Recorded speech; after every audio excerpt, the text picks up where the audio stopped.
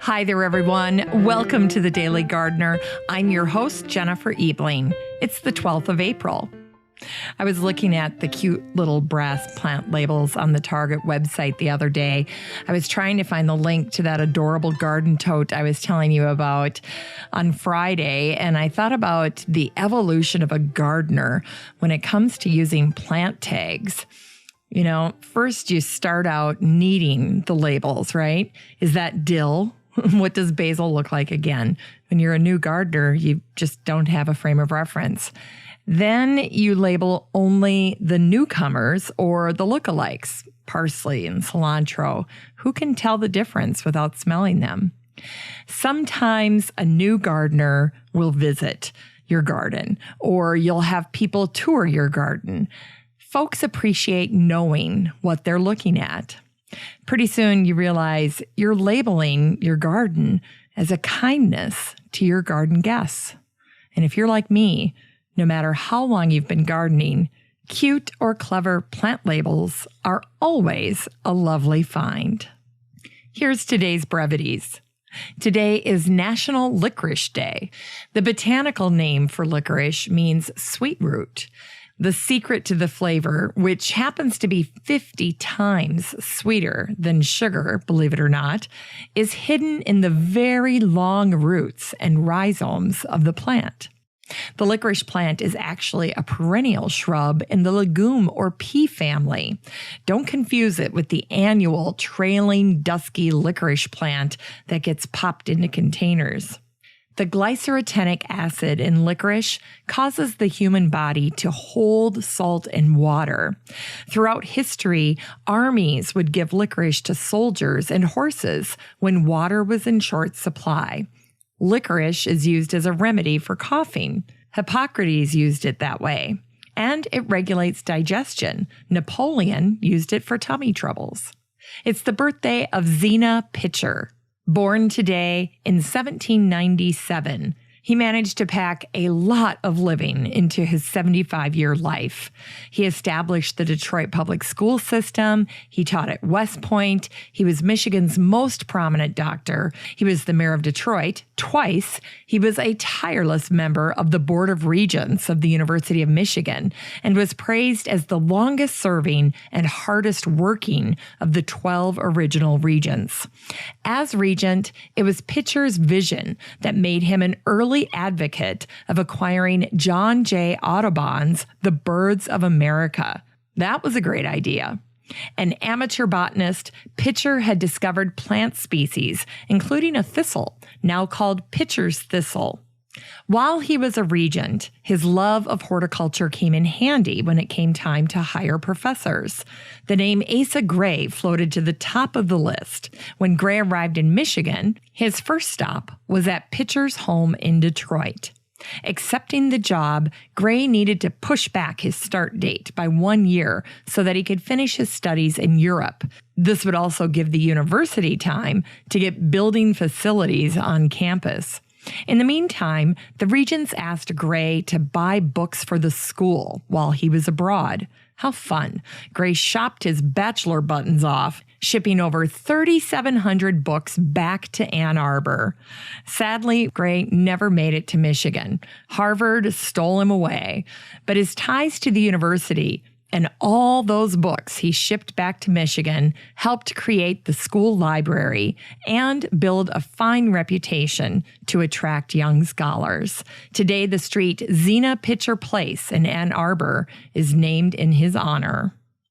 On this day in 1810, Thomas Nuttal, just 24 years old, left Philadelphia by coach. He had just emigrated from England, and Professor Benjamin Smith Barton tasked him with studying the flora of the Northwest. He was given a salary of $8 per month, and he set about collecting and writing down all of the flora he discovered. He jumped in a birch bark canoe with Aaron Greeley, the surveyor of the territory of Michigan. They paddled to Mackinac Island. Nuttal spends several days there. He was the first true botanist to explore all the flora of Michigan, and certainly of Mackinac Island. He documented about 60 species, about 20 of which were previously unknown. One of the new Mackinac discoveries was the dwarf lake iris, which later became the state wildflower. Willis Lynn Jepson, the botany man, had dreamt of starting a botanical society for California. On this day in 1913, he gathered some 20 people together in a meeting room of the Oakland Public Museum. 2 weeks later, the California Botanical Society was established. Our poem today comes from William Kent. He died on this day in 1748. A pioneer of the English landscape garden, he had many wonderful sayings. Nature abhors a straight line. All gardening is landscape painting. Garden as though you will live forever.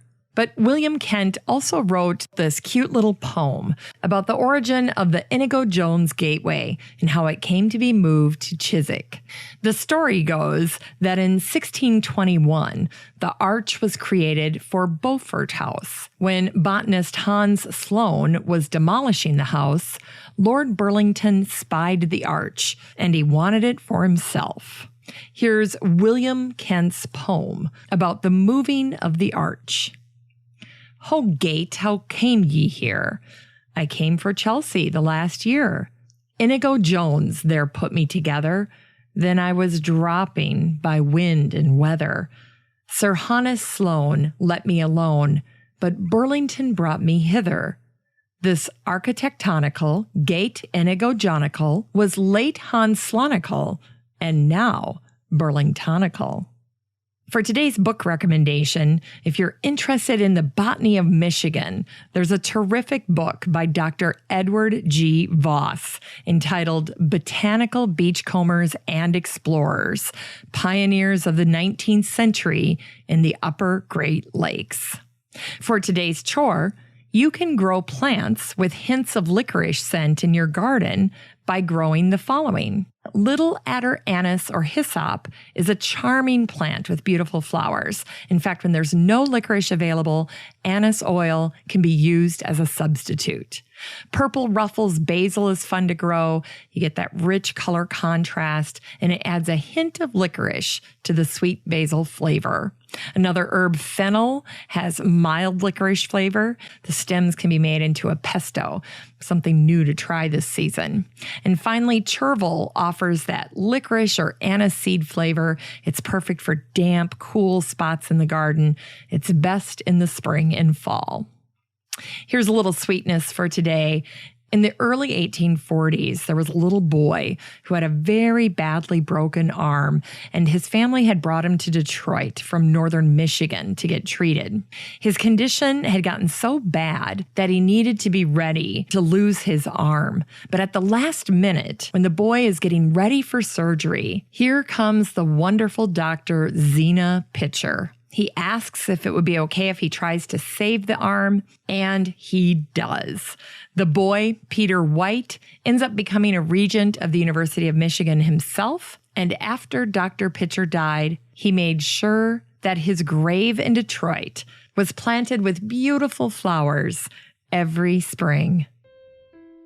Thanks for listening to The Daily Gardener, and remember, for a happy, healthy life, garden every day.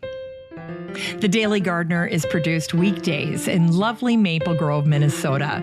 You can find complete show notes over at thedailygardener.org. And be sure to share the show with your garden friends. You can find The Daily Gardener on social media, Facebook, Instagram, and Twitter. And while you're over at Facebook, don't forget to join the Daily Gardener community. Just search for The Daily Gardener Community on Facebook and request to join. And finally, a special thank you to my team at Podfly Productions, where my editor is Eric Begay.